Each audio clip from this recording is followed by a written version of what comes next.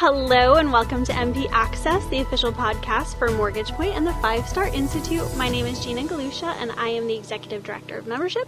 Today we are here with Molly Merchant from Statebridge. She's the REO manager and we're going to be talking about her career, what she's been up to lately, and what she's preparing for. Sound good? Hello. Hello. We're glad you're here. Happy to be here. So tell us how you got where you are today. Okay, so I've been in the REO industry for over 25 years. I started out at a trustee service in the REO department. It was a small REO division. Started off at the bottom as a receptionist, worked my way up to asset manager, and then I worked at a different outsource company, larger. Then I switched sides and worked directly for the lenders. I went and worked for AmeriQuest Mortgage, which then was acquired by Citi. Handled nationwide portfolios. Then I went back to outsourcing. And then I went back to the lending, working for Chase. Came back to outsourcing. And then now I'm with Statebridge, acting as their REO manager, which they service residential, commercial, and auto loans. And I'm in the REO department. Okay, awesome. What do you love about that part of the process? The REO process? Yeah. My favorite part of the REO process is offer negotiations. I love offer negotiations. I've always told people once you get into REO, you expose yourself to different processes. So maybe you start off as an eviction coordinator, and you learn about that, and then you learn about property preservation. So later on, if you decide to make a career change, you've had all this experience from eviction coordinator to possibly closing, so it opens up a lot of doors. I would always tell my staff, cross-training is important. So, if you started off in one position and now I asked you to help out in this position, you've just made yourself more valuable. Yeah. Absolutely. Because when you know all of the parts of the process, you can be such a better partner to people who are in the other parts of the process, right? Yep. So if you understand the beginning and then you go to work in the middle, you can help be a better middle, Yep. And as a manager, someone who's going to oversee a team, I think it helps that the person that, is in charge of your department has the experience of the whole process. So if somebody comes to you with a problem, and say, an eviction issue or preservation or title, you've been there and you can say, okay, I've experienced this. Let me tell you what I would do. So that helps that somebody has the overall experience. Absolutely. Yep. And a good mentor. Yes, definitely. But like I said, my personal, which I love about the REO process, well, first of all, it's changing. It's ever changing. No property's the same. You're managing portfolios nationwide. So, you're dealing with different states, different counties, different cities, the guidelines that you have to follow. And you're meeting a lot of people, like here. And you learn a lot. So that's always kept me interested. It's not a boring job. No, not at all. Some really good stories come out of this work. Yeah. I mean, there's some stressful situations. Oh, for sure. And like I said, we are representing our clients. I always keep in mind that, I'm representing them and trying to make the best decisions, which on their properties that they've already taken a loss. So I'm trying to recoup as much as fast, getting them on the market, sold. But so I personally like to, I treat these as my own. If this was my house, what would I do? Absolutely. Why is REO important to the housing industry, to mortgage servicing, to kind of the economy and the country, really, ultimately? So the REO process, and for our clients, like I said, who's already taken a loss on their properties, once they acquire them, they revert back to them. They're the owners. Some of them do not have any interest in becoming landlords, and like I said, they're looking for somebody to help them throughout the process of the disposition process. So again, dealing with the different markets. The REO process, we're helping not only our clients liquidating the properties for them, but in some cases, if you decide to repair a property, then you're improving the neighborhood, the way the neighborhood looks. your pricing and other people's pricings dictate the sales. So if the guy down the street prices it at X, then I know, okay, if I want to move this property, then I need to market it X or lower. So it dictates the market. Mm-hmm. So, and then again, managing a nationwide portfolio, there's areas that you have to learn to be flexible. So if in this market, in this state, this is what we have to do, then, you're flexible. Or something else where, I can put it on the market as is. I know I'm going to get investor activity. This is the way we're going to do it. Mm-hmm. If this is a more owner-occupant type of neighborhood, then you're going to market your property different. Like I said, most, like for example, FHA buyers, they have little cash on hand for down payment, closing costs, right, and rehab. So now those are the suggestions you give your client. Well, we want to rehab this house. It's going to improve the marketability. We're going to conform to the neighborhood, opposed to, boarded up homes up and down the street. Right, right.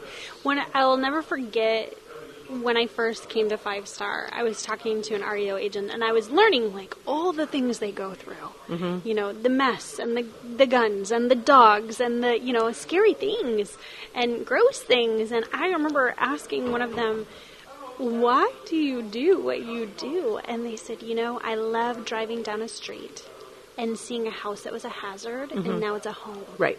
And that's beautiful. It's transformative, mm-hmm, in so many ways. I was just speaking with some agents, and the agents are great. I couldn't do my job without them. All the vendors, you're talking like minimum 5 vendors per file that right, you're dealing with. Right. And so we all have to work as a team to get to the end goal. But the agents, they take these things personal. They do. Yeah, and one was just telling me a story about an elderly lady, at a property, and mm-hmm, just she felt so bad, and she's like, I want to help this person, and being an animal lover myself, when the agents call me and say, well, somebody left their dog behind, I'm like, no. So, then I'm all of a sudden I'm like, what do we got to do? What do we have to do? Call the animal shelter, do this, do that. So, yeah, the agents go through a lot. They do. Yeah. They do. They're brave souls. They are. I've been on property inspections before, and in some blighted areas, and it took a lot out of me. We did 8 in a day, and I'm like, oh my God, you see this every day, right, and I'm here, every quarter looking at properties, but you guys see this every day. So much resilience. Mm-hmm. So much.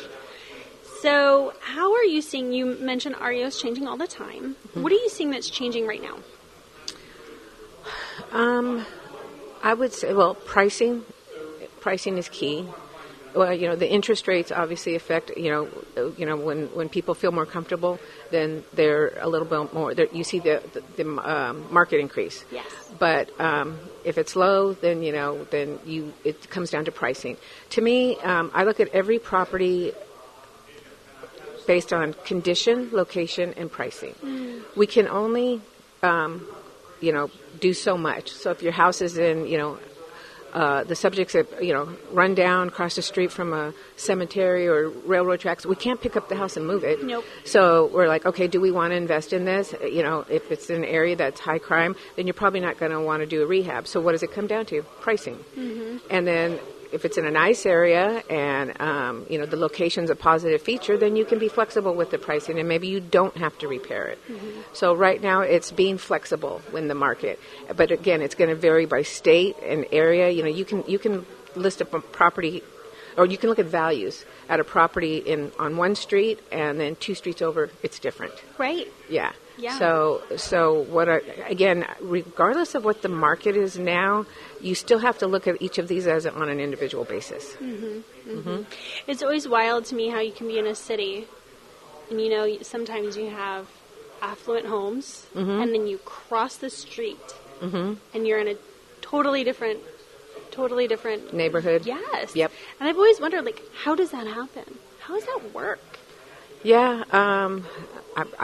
I don't know the answer to that, but you can be on a street with standard houses, mm-hmm, and then 2 streets over they're custom builds. Right. Yeah, so every neighborhood's different.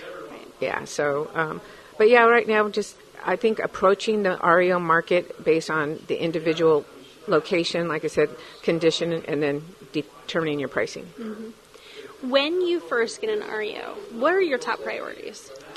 Okay, so when the property comes into REO, we order an initial inspection, either by the agent or the preservation company. And if they come back, it's either going to be vacant or occupied. So that's going to tell you your next step. If it's occupied, then you're probably going to have to start an eviction, or if your client is open to it, offer cash for keys. Mm-hmm. If that doesn't work out, then you're in the eviction process for a while, and it's going to vary. It could be as quickly as a 35, 45-day eviction to a year or longer. Right. Again, based on location. If it's vacant, then the first thing we do is order the rekey, get it secured, place a lockbox at the property, determine the condition, order bids for cleanup and repairs. Most of our clients like to sell as is, so even as is means you're going to at least get it trashed out, sales clean, maintain the yard, and take care of any safety and liability issues. Mm-hmm. So that's the first thing we do. So you're either going to be in occupied status or pre-market status. Oh, and then order the BPO for the agent to complete. And next step would be prepare your market plan. Off to the races. Yep. When you're preparing your market plan, there's so many different goals and outcomes to keep in mind, right? You have to think about what you were talking about, the condition of the house, the location of the house, the client and what their goals are, what timeline this is expected to go. It feels like there's so many variables to grapple with, I can see how it'd be fun, but also really challenging. Yes. So I personally have like a market plan template with just a generic. This is a 3-bedroom, 2-bath, 1,100 square feet. The market conditions are stable. Employment is stable. List the repairs based on the agent's BPO. The following repairs are needed, and the agent's estimate is X.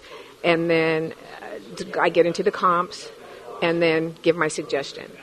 But like you mentioned, based on clients, so if some of our clients want an appraisal, some of them don't. And if you're working on a government-insured loan, they have milestones and timelines that you have to follow. Mm-hmm. So, for example, they'll list at a percentage of the appraisal, and after 30 days, the next step is needed. Right. And then on some of them, where they're going to file the claim at the end, you have only 120 days to get it on the market, sold and closed, or it affects their claim status. Right. So depending on your client, you're going to prepare your market plan based on their goals or guidelines that they have to follow. Mm-hmm. Mm-hmm. Yep. About how many of these do you do a month? The market plans. Oh, the market plans, again, that's going to vary based on if they come in vacant or, the eviction's complete. Probably maybe 10. Okay. Yeah. That sounds like a fun strategic brain. Yeah. And they come in at different times. So, right. They'll be like, it's not vacant yet. We're still waiting for the property preservation to be done, or this one's still in eviction. And so, I only have one to do today. And then next week, it's like, boom. Everything's vacant. Everything's out of eviction. I'm like, oh, my goodness. So then I prioritize them. Right. And based on their vacancy date. Okay, this one's already been vacant for 2 days. I'm going to start on this one now or whatever. So, yeah, I just prioritize them. Yeah. Mm-hmm. Strategic. It sounds like you've got a very strategic framework that's flexible, but also sort of more consistent. Yes. I love that. That's good. Yep. So you've talked about 5 vendors typically that work on a property together. Who are those, and kind of what are their roles, and how do they need to communicate and work together? So I'm just going to start at the beginning. Let's say the property's occupied, so you have your eviction attorney. Mm-hmm. Then, of course, your agent, which we rely on them for inspections and ultimately marketing and helping us sell it. Then we have your title vendor, who's going to prepare the title work and let you know of any title issues. Then you have your closing vendor. So sometimes title and closing are the same. Sometimes they're different. Certain states are attorney states. So you're dealing with an attorney to do your closing instead of an escrow or title company. Mm-hmm. Preservation. So right off the bat, regardless of the occupancy, you have your preservation vendors. So I think that's 5. And there's probably more in there, that once in a while you get something different. Mm-hmm. So, but yeah, at minimum 5. Right. How do you decide what the agent's going to do and Prop Pres is going to do? Because they do overlap. Yes. It's client driven. So some of our clients have their own preservation companies. So they'll say, okay, once you let us know it's vacant, we'll send the preservation company. They'll take care of the preservation issues and the rekey. If not, then we rely on the agent. So it's all client driven. Right. I tend to lean more towards the agents because they have local vendors right there. Right. So, it's like, can you get this rekeyed tomorrow? And they're usually pretty successful. That makes sense. Yeah. Yep. And agents got to have their partners in their back pocket, too. Yep. To pull out in their toolbox. Yep. So what makes a strong vendor or partner in your work? What kind of characteristics? Communication, being responsive. To me, like, for example, I'm just going to start with the preservation vendors. Preservation is tough. It is. But, and kind of thankless. Yes. Yeah. But a good preservation vendor, first of all, you're going to obviously establish your guidelines and expectations for them. And a good preservation will keep that in mind. And then comes communication. Okay, you said you'd have the trash out done in 10 days and it's not 10. Please let me know ahead of time at day 7 that you're not going to be able to complete it and give me your next ETA date. Mm-hmm. And same with agents. Oh, your BPO was due on this date. Something came up. You can't get it done. Let me know ahead of time and then give me the ETA. So any vendor is going to be communication, being responsive, and anticipating any challenges. Mm-hmm. And that goes across the board. Same with closing and title. So, yeah, just keeping us up to date. Right. Communication so often is the most important thing, but also the most difficult thing because there's so many things that happen and you're so busy and saying it in the right way that it makes sense and it's concise and it's, those kinds of things is a very important skill. So, like, let's say the closing piece, you put a property under contract. It's in escrow. And everybody has the contract. They know when the closing date is. The contract says, the buyer's deposit has to be in within 3 days of the opening escrow. So there are your guidelines right there. So if everybody would stick to their individual rules and stick to the guidelines, and then if something comes up, because something always comes up, then again, letting everybody know up front. Mm-hmm. And, for example, you said the vendors working together. The agents and the title and closing, especially when it's under contract, it's key that they communicate. Mm-hmm. So, if the closing company says, I haven't seen the buyer's deposit, then I'm going to the agent. Hey, where's the deposit? This was supposed to be in 3 days ago. And they're like, I'm on it. But if they would communicate with each other and then come to me afterwards, that would be, that would work out better. We also have a panel coming up in a little bit that is about the partnership of agents and attorneys as well. I think because that sometimes, it doesn't happen as frequently. Right. But when it does, it's really key. They can give each other important intel and, speed that process along a lot of the time. So starting with the eviction process, you're right. It doesn't happen often. Usually it's our eviction coordinator corresponding with the eviction attorney. But I'm all for looping the agent in, and, we require the agents to do weekly inspections. So if all of a sudden they're out there one day and it's gone, I saw a moving van out in front and they're moving, you let the attorney know too. Right. Because then he's like, okay, well, I was just about to file the notice of, whatever, notice to vacate or the writ to send to the sheriff's, but you see a moving van out there, maybe I won't spend the client's money for the next step. Right. Yeah. And then we need to know, it's like, great, let us know if they did move out so we can get the preservation company out there and get it rekeyed. Mm-hmm. So attorneys and agents. And then when it comes to closing, same situation. Yeah. The thing that we are hearing more and more about are title and lien issues as well, and that the agent being able to help the attorney with those and vice versa. Yep. Title issues will definitely cause a delay in the whole process and specifically the closing. My ideal process would be to order the title work right when it comes into REO. Not all clients do that. Mm-hmm. Some of them will wait till it goes under contract. And then if there is a title issue, you're finding it out later, which is going to delay your closing. Right. Where if we know about it up front, the title companies grade the title, so they'll tell you, oh, it's the foreclosure deed is missing. Okay, then I can jump on the phone with the agent and say, how long does this county take to record a deed? And they're like, 10 days. Okay, 60 days. Then we kind of know what the next step is. Yeah. So. Since you've been working in this area for a while, what are some of the common mistakes you've seen where people are trying to move the asset too quickly? Okay, so first would be preservation. If they want to put it on the market right away and the house is not market ready or ready to show. So the first 30 days are when you launch the property onto the market and the preservation work is not completed, buyers' first impressions are big. You're going to get your most traffic and your most exposure within the 30 days. So preservation not being done before the property is ready to go. Title, going back to title.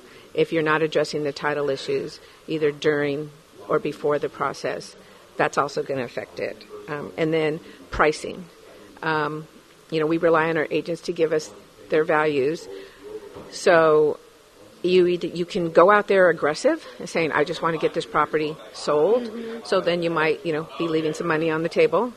Or you could just say, oh, well, our last BPO or our last appraisal from a year ago said this is what it's worth. We don't have current values in, but this is what we have from a year ago, and they put it on the market. And we're like, no, we're off the mark here. Mm-hmm. So pricing and condition and title issues will definitely affect it.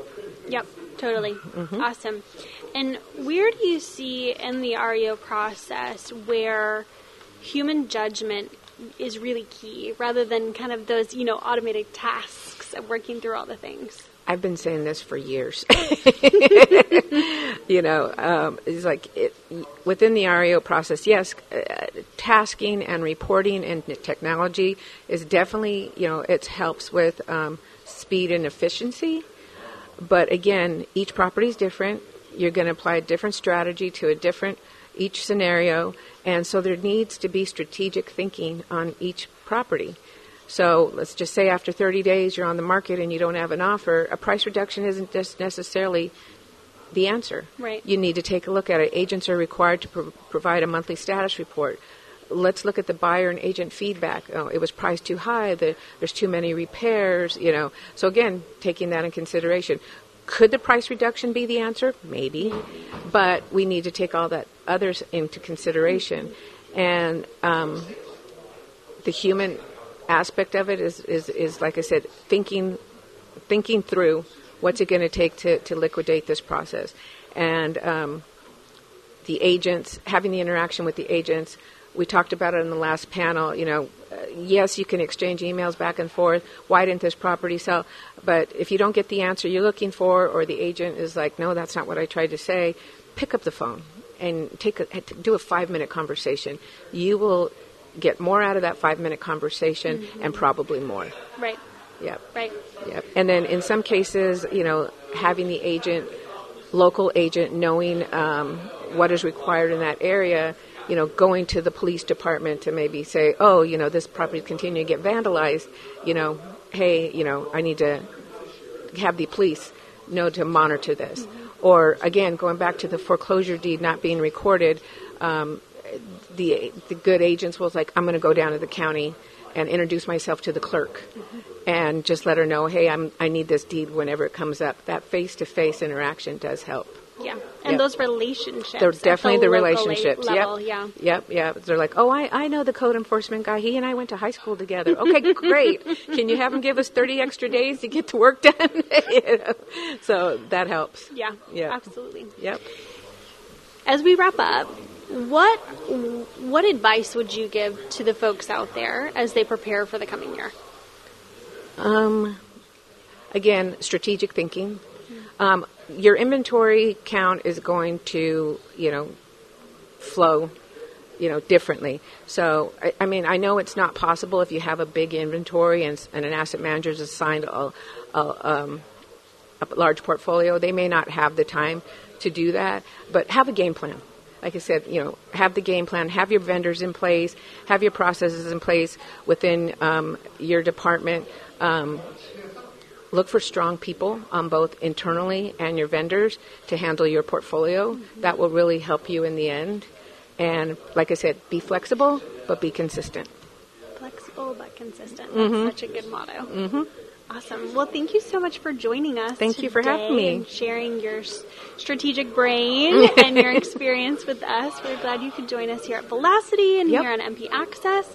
And thank you for joining us. We hope you learned a lot, and we will see you next time on MP Access. Thanks for listening to MP Access. Stay up to date with daily mortgage news, featured stories, and our latest episodes of the podcast at themortgagepoint.com. Don't miss out, and we'll see you next week.